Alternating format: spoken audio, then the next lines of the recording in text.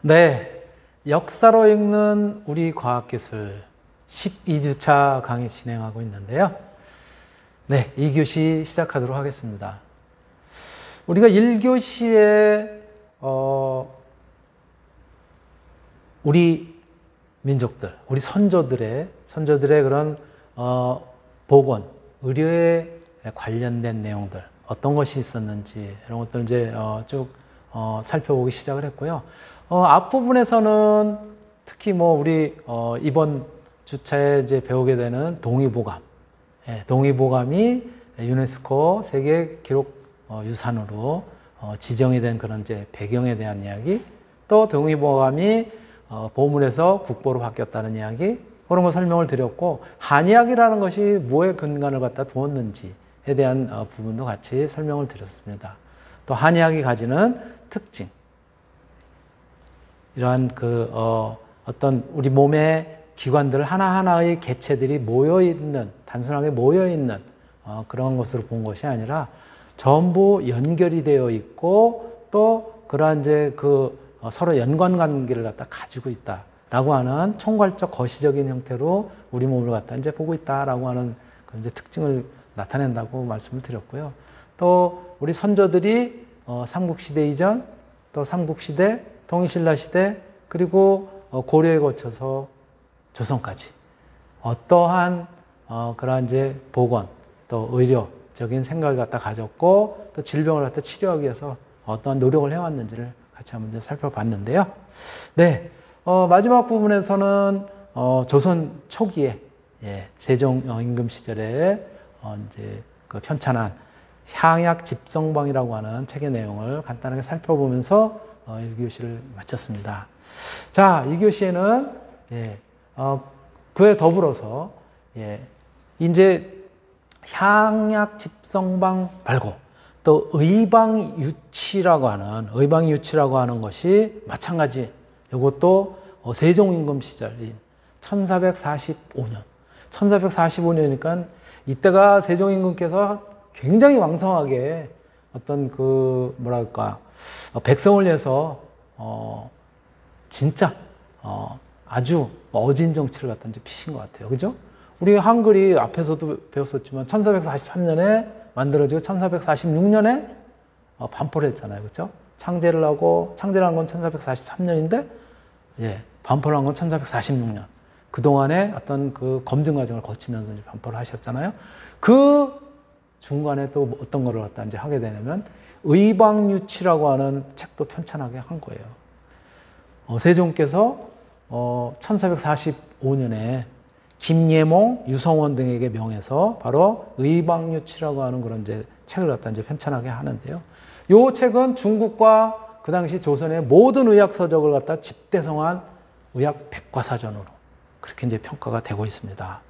중국의 한나라에서 원나라까지에 이르는 중요한 의서 153종과 명나라 초기의 의서 전부를 갖다 인용을 해서, 그래서 이 질병들과 관련된, 또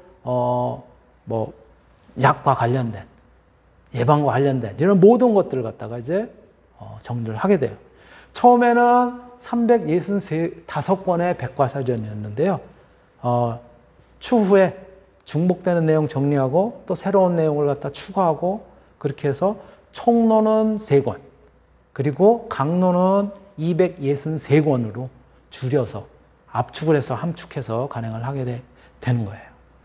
이 총론에는 환자의 진찰 방법이라든가 처방을 쓰는 방법, 또 복용 방법, 질병 치료의 원칙, 의원이 갖추어야 될 품성, 또 약재의 효능, 또 약재를 갖다 어떻게 가공하는지 그 가공 방법, 이런 것들을 갖다 총론에 이제 서술을 하고 있고요. 그리고 이제 강론에 들어가면은 우리 몸의 각각의 그런 기관들, 장이라든가 간, 심장, 비장, 폐장, 콩팥과 같은 오장, 우리가 보통 이제 오장육부 이렇게 이야기를 하는데요.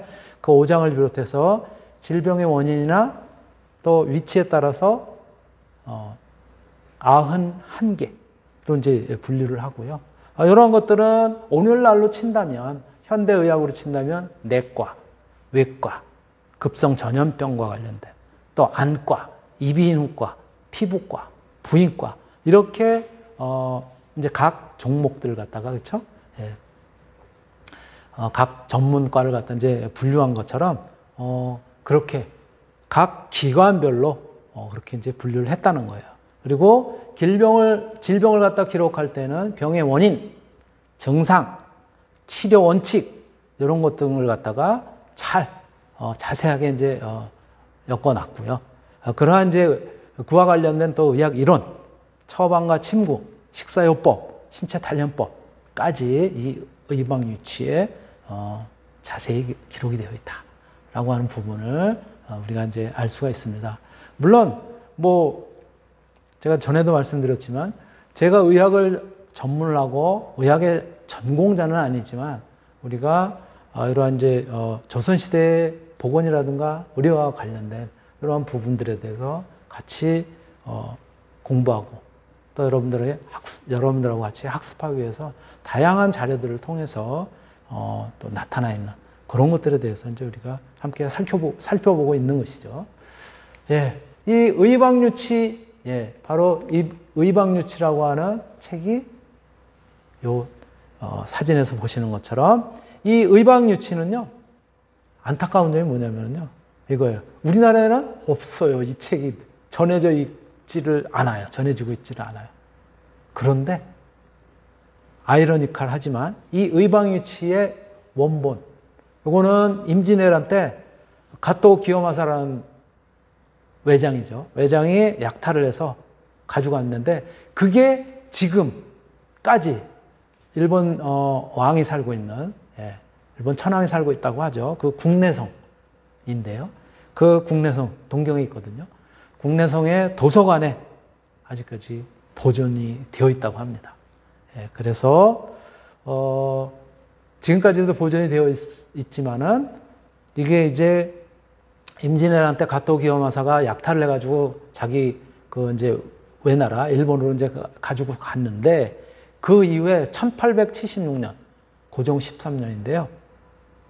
요 책의 복간본 2지를 고종에게 헌납했다고 하네요. 그래서 우리나라도 이제 지금 그 당시에, 예, 의방유치의 원본은 없지만, 예, 복간본이 요게 이제 전해져 있다고 하고요. 또 허준이 동의봉감을 편찬할 당시에도 바로 이 의방유치를 갖다가 많이 참고를 했다고 그렇게 기록으로 나타나 있습니다. 예. 자, 이렇게 한의서 이런 것들이 많이 등장을 했는데 갑자기 이게 뭘까요? 예. 이게 이제 한의학에서 다루게 되는 음양 오행과 관련된 내용이에요. 음양. 사실은 음양이라기보다는 보통 우리는 이제 음양 이렇게 표현을 하지만 양음. 네. 양음. 이제 태양은, 하늘은 양, 또 땅은 음으로 이제 비유를 하거나, 태양은 양, 또는 달은 음으로 비유를 하거나요. 남성은 양이고 여성은 음으로 비유를 하거나, 예. 그렇게 이제 모든 만물은 이렇게 서로 음과 양으로 구분이 되어 있고 서로 조화롭게 그렇게 이제 이루어져 있다. 물이 있고 불이 있고 이렇게 상대적인 그런 형태를 갖다 이제 이루고 있다라고 이제 보고 있는 것이고요. 우리 몸의 경우에도 마찬가지라는 거예요. 음의 기운을 가진 그러한 이제 장기들이 있는가 하면 양의 기운을 가진 장기들이 또 존재한다라고 이제 그렇게 이제 이야기를 하고 있고요. 또 우리 몸을 그래서 이제 음과 양으로만 구분을 하지 않고 오행. 오행은 뭐냐면은 우리가 이제 보통은 우리 일주일은 7일로 나누잖아요. 그렇죠? 그래서 뭐 달력으로 치면은 달력의 맨 왼쪽으로 뭐가 있죠? 맨 왼쪽이 월요일부터 되어 있나요? 아니죠. 일, 월, 화, 수, 목, 금, 토 이렇게 되어 있잖아요. 그렇죠? 예. 그런데 우리가 보통 얘기할 때는 월, 화, 수, 목, 금, 토, 일. 뭐 조금 이제 다른 얘기지만은 그래서 뭐라 그럴까? 성경의 창세기에도 빛과, 그쵸? 예, 빛을 만들었다. 첫날. 이제 이렇게 나오기 때문에 그래서 일, 월, 화, 수, 목, 금, 토. 이게 맞는다는 거예요. 그런데 우리가 보통 이야기할 때는 월, 화, 수, 목, 금, 토, 일 이렇게 이제 표현하잖아요. 그래서, 예, 일, 월, 화, 수, 목, 금, 토라고 해서, 같은 기독교 계열이지만, 예, 어떤, 그 파에서는 이제, 제7 안식일, 교라고 그러죠. 거기에서는 일요일부터 시작을 하고요. 토요일에 쉽니다. 예. 이제 이런 이제, 부분들도 이제, 있게 되는데, 그 일, 월, 화, 수, 목, 금, 토 중에서 일, 태양과 월, 달을 뺀 나머지, 요 5가지를 이제 오행으로 보통 이야기를 하고 있어요. 예. 동양에서는. 그러니까 태양과 달, 그러면 이제 양음으로 이제 보는 것이고요. 그리고 이제 5가지를 갖다가, 동양 철학인 오행에서는 뭐부터 보통 이제 시작을 하게 되면 목, 화, 토, 금, 수 이렇게 이제 보고 있어요. 이렇게 5가지를 보고 있어요. 목, 나무죠, 그렇죠? 식물을 갖다 이제 의미하고 자연을 갖다 의미하는. 그리고 화, 불이죠, 불. 즉 나무와 불, 토, 흙입니다. 흙 토자를 쓰고요. 금, 쇠금자를 쓰죠. 예, 금속. 그리고 수, 물. 이러한 형태로 서로 연관성을 갖다 가지고 있다. 그래서 이 그림으로 보시면 여러분들 이제 저기에 지금 화살표가 이렇게 쭉 가잖아요. 그렇죠? 예, 반시계 방향으로 도는데 사실은 많은 그런 이제 음행오행을 갖다 이제 표현할 때는 이렇게 시계 방향으로 또 표현을 해요. 그러니까 요걸 갖다 이렇게 뒤집었다라고 생각을 하시는 것이 조금 이해하기가 이제 편할 수 있어요. 그래서 목, 화, 토, 금, 수 이렇게 이제 이야기를 하고 있는 것이죠. 그것을 갖다 이제 나타낸 그림이라고 이제 보시면 되고요. 네. 그리고 아까 말씀드렸던 것처럼 이렇게 여성과 남성 또는 아내와 남편을 갖다 음과 양으로 이렇게 이제 나타내고 또 여기 이렇게 이제 칸으로 보시면은 요 목화토금수라고 얘기하는 오행과 이렇게 그 연결이 되는, 예. 즉 오행을 나타내는 그런 이제 장기들을 갖다 이제 표현을 하고 있죠. 목에 해당되는 거는 쓸개인 담, 간장, 간이죠, 간. 이런 것들이 이제 목에 해당이 되고요. 그 다음에 화에 해당이 되는 것이 소장, 그렇죠? 작은 창자와 심장. 그리고 토에 해당되는 것이 위장과 비장, 위하고 비장이죠. 그 다음에 금에 해당되는 것이 대장과 폐, 그리고 이제 수에 해당되는 것이 방광, 신장 이런 것들이고 얘네들은 서로 다 연관성을 갖다 가지고 있다. 저 화살표라고 표현이 되어 있는 것은 뭐냐면요, 화살표 방향을 도와준다는 거예요. 목이라고 하는 것은 화를 도와주고, 화라고 하는 것은 토를 도와주고, 토라고 하는 것은 금을 도와주고, 금이라고 하는 것은 수를 도와주고, 이런 것들이 서로 상생하는, 같이 이렇게 좋은 역할을 하는 그런 작용을 한다라고 보통 이야기를 하고 있고요. 예. 그리고 저렇게 안쪽에 있는 화살표 방향, 화살표 방향은 서로 대척점에 있다.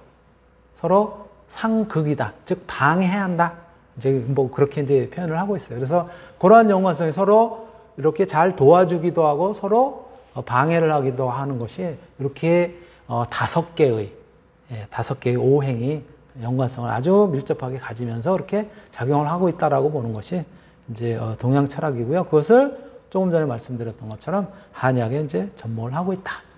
그러한 부분을 우리 몸에도 적용을 하고 있다라고 하는 부분 정도로 설명을 드릴게요. 제가. 그래서 목, 화, 토, 금, 수 이렇게 이제 보통 이야기를 하고요. 그래서 계절도 목, 화, 토, 금, 수로 이제 나누는데 계절의 경우에는 봄, 여름이 목, 화 가고요. 그 다음에 이제 가을이 금, 겨울이 물. 그리고 가운데 토에 해당되는 것이 이제 그 중간중간 이어지는 간절기 이렇게 이제 얘기를 하고요. 우리 전통적인 색상도 사실은 오방색 이렇게 이야기를 하거든요. 이 오방색의 경우에도 그래서 청적, 황백, 흑 이렇게 이제 이야기를 하는 것이죠. 그리고 우리 유교에서 많이 이야기하는 정신세계인 인이예지라고 이야기할 때도 목화토금수의 순서대로 인예 신의 지, 또 우리가 보통 이야기하는 맛이라고 하는 것도 목화토금수가 신맛, 쓴맛, 단맛, 매운맛, 짠맛 뭐 등등 이런 것들이 이제 해당이 되고요. 오장과 육부에 해당되는 거 아까 말씀드렸던 것처럼 간, 심장, 비장, 폐, 신장이 오장에 해당이 되고요. 오감은 눈이죠, 시각. 오장이 이제 해당이 되고요. 육부에 해당되는 건 쓸개, 소장, 위, 대장, 방광에 해당되는 이런 것들이고요. 또 아라비아 숫자도 여기 이 오행에 이제 마찬가지로 이렇게 이제 표현을 할 수가 있고요. 또 한글의 경우도 여기다 이제 같이 또 표현을 하기도 합니다. 이렇게 오행을 갖다 나타나고요. 오행의 원리는 이렇게 서로 연관성을 갖다 가지고 그러고 있다라고 하는 부분. 여기도 보시면 제가 말씀드렸던 것처럼 바로 뭐예요? 이렇게 시계 방향으로 이렇게 이제 표현을 하죠. 그렇죠? 그래서 여기 보시면 목, 화, 토, 금, 수 이런 식으로 이제 표현을 하기도 합니다. 또 뒤에 잠깐 나오겠지만은 우리 몸은 또 그런 어떤 성질에 따라서 크게 우리 이재마 선생이 사상 체질로 그렇게 이제 또 분류를 하고 있죠. 그래서 조금 뒤에 다시 또 이야기를 하겠지만 그러한 부분들을 갖다가 이제 표현을 하고 있다라고 말씀을 드릴 수가 있고요. 그래서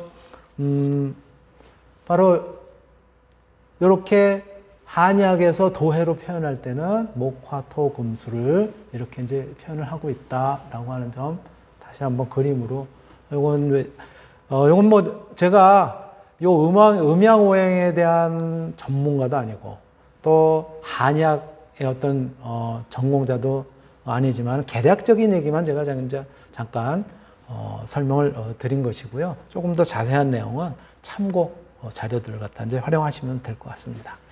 음양오행 한약 도해도 이렇게 이제 표현이 되고요. 또 아까 말씀드렸었던 이제 사상 체질에 의한 경우에는 크게 우리 사람을 체질별로 이렇게 이제 나눕니다. 크게 태양인, 태음인, 소양인, 소음인 이렇게 4개의 유형으로 이제 나누고 있고요. 태양인은 저렇게 뭐라 그럴까? 배가 크고 간이 작지만은 이 신체는 굉장히 다부진 형태. 그런 형태라고 이제 보시면 되고요. 태음인은 약간 이제 둥둥하면서 둥글둥글한 형태. 그리고 소양인의 경우에는 뭐라 그럴까? 이제 다부지지만은 저렇게 크고 다부진다기보다는 작으면서도 또 이렇게 탄탄한 그런 형태이고요. 소음인의 경우에는 약간 왜소한 듯한 느낌이 들지만은 이렇게 아담한 두리뭉실한 뭐 그런 이제 형태를 갖다 이제 띈다. 그렇게 이제 표현을 하고 있습니다. 그래서 이렇게 이제 4개의 유형으로 이제 표현을 한다라고 이제 말씀을 드릴 수 있고요. 바로 지금 말씀드렸었던 이 사상체질, 사상의학이라고 하는 것은 이재마 선생이 1894년에 동의 수세보원이라고 하는 그 책을 편찬하게 되는데 거기에서 이제 설명한 그런 부분이고요. 그래서 보통 사람이 태양인, 소양인, 태음인, 소음인 이렇게 4가지 유형의 체질로 구분을 할 수가 있다라고 이제 이야기를 하고요. 바로 이러한 체질에 따른 희노애락의 감정이 작용해서 생리현상이 생기고 또 체질에 알맞는 음식 또 그리고 섭취 이런 것들이 굉장히 중요하다 이렇게 이제 이야기를 하고 있죠. 바로 이 사상의학설은 체질의학의 원전으로 지금 많이 인용이 되고 있고요. 각자의 체질을 알고 있다면은 바로 저러한 이제 체질에 의해서 나타나는 질병들이라든가 체질에 의해서 걸리기 쉬운 그런 어떤 이제 질병들 이런 것들을 예방하고 또 치료하는 것들도 좀 더 쉽게 치료를 할 수 있다라고 하는 것이 그 이제 핵심 요지다라고 이제 생각을 하시면 될 것 같습니다. 예, 요 사상의학의 내용은요, 바로 각 체질에 따른 장, 그쵸? 오장, 부, 육부의 허실, 이것이 상대적으로 이제 작용을 하고, 만일 허한 것이 더 허하거나 또 실한 것이 더욱 실할 때 이것이 이제 병의 형태로 나타난다는 거예요. 그래서 장부에 좀 더 추가가 되고 또 더 부족해지고 라고 하는 이런 것들이 이제 기능적인 측면으로 그렇게 이제 표현이 된다라고 하는 얘기고요. 인체의 이제 오장육부는, 오장은 간장, 심장, 비장, 폐장, 콩파 이렇게 나누고요. 육부는 쓸개, 작은 창자, 큰 창자, 위, 삼초, 방광 이렇게 이제 6개로 나눕니다. 비장은 지라라고도 하고요. 왼쪽 갈비뼈 아래, 이 사람의 왼쪽 심장이잖아요. 심장 밑에 이제 갈비뼈 아래 위의 뒤쪽 부분에 위치하는 기관인데요. 인체에서 어떤 역할을 하냐면 우리가 이제 피부라든가 이런 피부 관리 이런 거 하고 그럴 때 많이 이야기를 하는 림프와 관련된 이제 큰 기관인 것이죠. 그 다음에 초라고 하는 거, 아까 이제 육부에는 여기 삼초라고 하는 것이 있다라고 했는데, 이 초라고 하는 한자어는 태운다라고 하는 뜻이에요. 그런데 바로 이 태운다라고 하는 의미는 요즘 그 의학적인 용어로 우리가 표현한다면 이제 대사작용을 한다라고 이제 생각을 하시면 돼요. 즉 대사작용을 일으키는 그런 이제 부위라고 이제 여러분들이 이제 보시면 될 것 같고요. 예. 그리고 예. 사상의학에 대한 이제 조금 전에 말씀드렸던 삼초라고 하는 것이 이제 뭐냐면은 인체를 횡격막 부분과 배꼽을 기준으로 해서 횡격막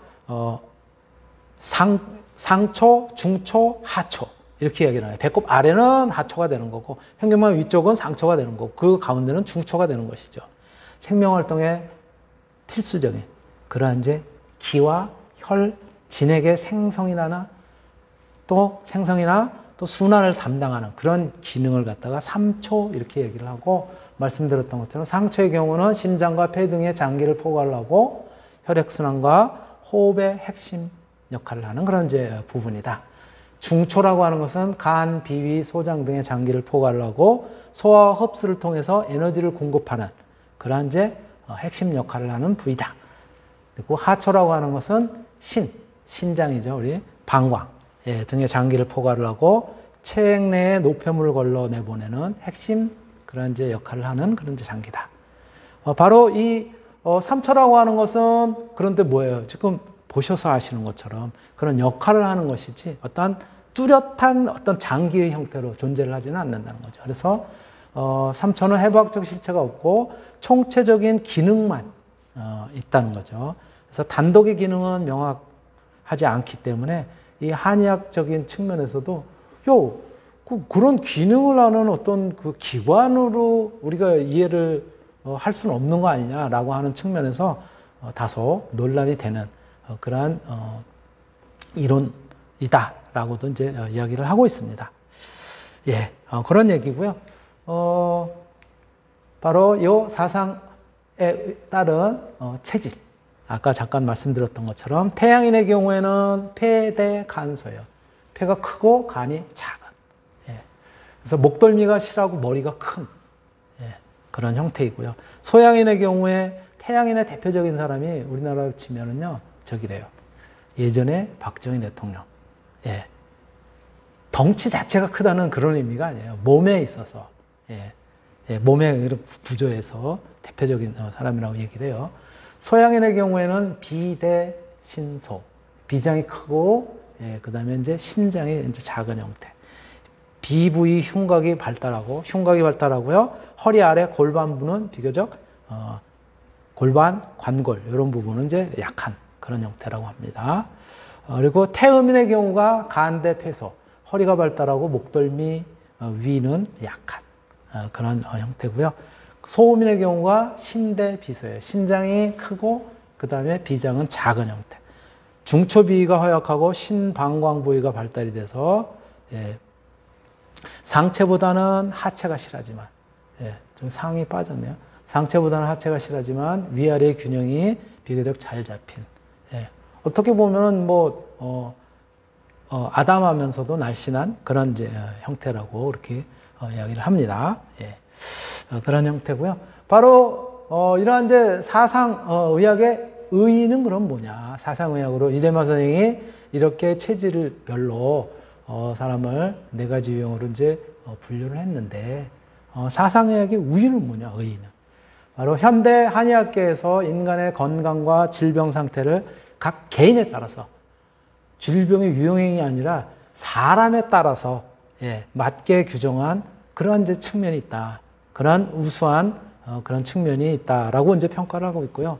실제는 각자의 정확한 체질을 알 수 있는 방법에서 주관적인 판단에 의존할 수밖에 없는 그런 이제 단점도 있기는 하다고 해요. 그런 측면에서는 실제 치료에 적용하는 부분에 있어서는 다소 어려운 점이 있다라고 하는 것이 이제 사실이고요. 또 사람이라는 게 사람마다 우리 유전적인 특성이라든가, 그쵸? 어떤, 유전자의 발현에 따른 특성, 이게 무수히 많은데, 그쵸? 그것을 너무 단순화해서 개인의 체질을 네 가지 유형으로만 분류한 것은 조금 문제가 있지 않겠느냐. 그러다 보니까 너무 단순하고 또 서로 중복되는. 사람이 네 가지 유형이라고 그러면은, 그렇잖아요? 20명 있으면 5명씩 다 똑같다는 거 아니냐. 그 중간이 되든 또 어떤 그런 요소들이 서로 중간중간 또 다른 그런 이제 그 형태로 나타날 수가 있는데 바로 그런 점에서는 좀 단점이 있지 않느냐라고 이렇게 이제 보고 있고요. 또 사회 환경이 건강과 질병에 미치는 영향을 반영하지 못한 그런 이제 아쉬움도 있다. 그리고 그런 측면에서는 서양의학자들, 양의학을 하는 사람들의 경우에는 사상의학은 의학이라기보다는 어떻게 보면 개념을 갖다가 중요시한 철학사상, 이런 것들이라고 보는 것이 오히려 더 타당하지 않느냐. 너무 의학적인 것을, 우리 한의학이라는 것이 전체적으로 연결이 되고, 그쵸? 서로 다 연관성을 갖다 가지고 있는 그런 이제 거시적인 형태를 본다고 했는데, 그럼에도 불구하고 또 사상의 의학의 경우에는 또 너무 철학적인 그런 요소가 강한 부분이 있다라고 양의를 하는 서양의학자들은 그렇게 이제 표현을 한다고 합니다. 그러나 그럼에도 불구하고 아까 말씀드렸던 것처럼 사람에 따라서 즉 체질의 유형에 따라서 1차적으로 크게지만은 큰 형태로지만 분류를 했다라고 하는 즉 개인별 분류를 위해서 노력을 했다라고 하는 점에서 굉장히 의의가 있다라고 이제 본다는 것이죠. 네, 사상의학의 의의에 대해서 같이 한번 이제 살펴봤고요. 네. 그리고 사상의학은 그럼 이제 어떻게 평가를 하느냐? 여러 단점에도 불구하고 사상의학은 이러한 점은 높이 평가를 한다. 즉 개체의 활동 능력과 적응 능력을 지배하는 반응 능력을 갖다가 이 사상의학에서는 체질별로 설명을 하고 있다는 거예요. 두 번째, 유전 생물학적인 차이점을 규정한 독창적인 이론이다. 어떻게 보면 우리 뭐예요? 유전자에 의해서 그쵸? 뭐가 어떤 질병들이 유전이 된다라는 뭐 이런 표현을 갖다 이제 쓰잖아요. 그런 측면에서는 유전 생물학적인 그런 어떤 차이점을 규정을 한 나름대로 독창성을 가지고 있는 이론이 아니냐라고 그렇게 이제 평가를 할 수도 있고 또 한 측면에서는 한의학이라고 하는 것은 포괄적이면서도 거시적으로 또 서로 각 기관들이라든가 이런 것들이 유기적인 연관성을 갖다 가지고 있다고 했는데 그러한 측면에서는 전체성인 개념을 갖다가 비교적 잘 나타내고 있는 그런 이제 한의학적인 측면에 그런 뭐랄까 장점이 있다라고 하는 것이 이제 사상의학의 긍정적인 평가이고요. 또 체질의 본질적인 측면과 개체의 특성을 논해서 생리적, 심리적 측면까지 유기적으로 연결하고 있다라고 하는 것이 장점이라면 장점인 것이죠. 네, 그렇게 말씀을 드릴 수가 있고요. 다음으로는 우리가 그래도 뭐니 해도 조선시대, 조선시대 이 보건의료라고 얘기하면은 중후기의 대표적인 것이 뭐냐면은 첫 번째가 동의보감이에요. 허준 선생님께서 편찬하신 동의보감. 그리고, 제중신편이라고 하는 두 개를 갖다 이제 크게 들 수가 있고요. 중후기는. 중기에는 특히 동의보감을 들 수가 있는데요. 예, 바로 이 동의보감. 예, 동의보감은 개략적으로 잠깐, 앞에서 말씀을 드린다면은 1596년, 1596년이니까는 임진왜란이 1592년에 발발했잖아요. 그리고 소강 상태에 빠진 게 한 2년 경과하면서 소강 상태가 이제 빠진단 말이에요. 그리고 왜군들이 이제 거의 이제 철수하는 그런 상황에서 선조가 이제 한양으로 다시 돌아오죠. 그러면서 돌이켜 보니까 참 한심한 거예요. 그렇죠? 그동안 전염병도 있어가지고 많은 백성들도 죽었지. 외란에 의해서 굉장히 국가 경제는 파탄이 났지. 또 의주까지 뭐 나쁘게 표현하면 도망이죠. 그렇죠? 왕이 궁을 갖다 버리고, 그렇죠? 예. 그렇게 이제 의주까지 이제 피난을 갔는데 이것이 백성들을 보기에는 너무 자기가 느끼기에도 참 백성들을 위해서 한 일이 없는 거예요. 그러면서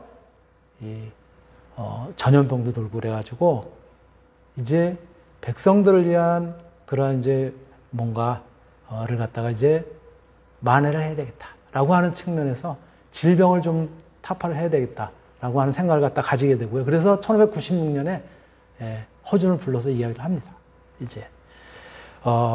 이때 이제 책을 갖다가 동의보감을 갖다가 이제 편찬하도록 그렇게 이제 이야기를 직접 이제 지시를 하게 돼요. 그래서 허준이 정작, 양해수, 김응탁, 이명원 그리고 정예남 이런 분들하고 같이 편찬국을 갖다가 이제 동의보감이라고 하는 의서죠. 그때는 이제 최종으로 이제 제목을 적지는 않았지만 의서를 편찬하고자 하는 편찬국을 설립하고 이때부터 전술하기 시작하게 됩니다. 1596년. 그런데 뭐예요? 1597년에 다시 정유재난 왜구가 다시 이제 쳐들어오게 되잖아요. 그렇죠? 정유재난이 발발이 되면서 이 편찬국이 아니 피난 가기도 또 바쁜데, 그렇죠? 또 뿔뿔이 이제 흩어지게 되고 거기에 이제 참여했던 사람들이 그래서 편찬국이 해산이 되게 되는데요. 다시 이때 선조가 이제 부르게 돼요. 허준을 갖다 불러서 다시 지속해서 혼자라도 편찬을 해라. 그래서 단독으로 편찬을 지시를 하게 됐고요. 이때 이 국내에 소장하고 있던 의서 500권을 전부 내주게 됩니다. 이 책들을 중국에서 온 의서 또 뭐 그 이외에 예전의 의서 이런 것들 다 포함해가지고 이것들을 참고를 해서 그래서 이제 해라. 편찬을 해라. 혼자서라도 이렇게 이제 이야기를 하게 됩니다. 그래서 그리고 선조가 사실은 이 동의보감 편찬이 완성된 거를 보지 못하고 죽게 돼요. 이 허준은 선조의 어이였었는데 그 당시에 관례가 뭐냐면은 선조를 돌보는 어이가 선조가 돌아가셨으니까 이게 뭐 병으로 돌아갔던 아파서 노환으로 돌아가신 거는 이제 책임을 지게 돼 있어요. 그래서 허준이 이제 귀향을 가게 됩니다. 그래서 1608년에 3월에 이제 귀향을 갔다가 이제 가게 되는데 그때까지 열심히 썼음에도 불구하고 1596년부터 열심히 썼음에도 불구하고 무려 한 7, 8년을 썼음에도 불구하고 절반도 못 썼다고 합니다. 그리고 이제 그 이후에 2년 5개월 동안 절반을 넘기는 그런 이제 저술을 하게 되고요. 1610년 8월 72세, 허준이 72세의, 허준 선생이 72세의 나이가 돼서 비로소 이 동의보감을 갖다 이제 완성을 하게 됩니다. 예, 이렇게 이제 진행이 되는 것이고요. 예, 바로 이 동의보감을 저술한 허준이 누구인가? 허준 선생은요, 1539년 양반 가문에서 태어나긴 했는데 서자로 태어나셔요. 예, 양첩소생이라고 이제 하니까 이게 뭐냐면 허준의 아버지가 원래 이제 부인이 있었는데 그 부인이 이제 돌아가신다. 돌아가시니까는 뭐예요? 그 다음에 또 새 부인을 갖다 이제 맡게 되죠. 새 부인으로 들어간 분이 허준의 어머니예요. 그 어머니에게서 이제 출생을 하게 되는 거죠. 그러니까 이제 서자라고 하는 건 보통 이제 첩이에요. 첩이라는 건 뭐예요? 본부인이 있고 그 다음에 또 다른 부인, 제2의 부인에 이제 자녀를 갖다 이제 서자라고 하는데 이 경우에는 사실은 서자라고 보기는 어려운 거죠, 그렇죠? 그 원래 첫 부인이 이제 돌아가시고 나서 이제 두 번째 다시 이제 두 번째 부인으로 이제 갔었던 거니까. 그래서 이제 그러나 형태는 이제 어쨌든 이제 부인이 다르니까 소생으로 이제 출생을 하게 되고요.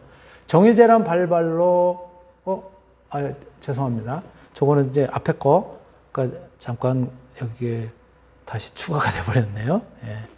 저거는 이제 빼시면 되고요. 조부가 누구냐면요. 할아버지는 허곤이라고요. 경상우수사를 갖다 역임하신 분이. 그리고 아버지는 허론이 용천부사를 갖다 역임하시고 계셨고요.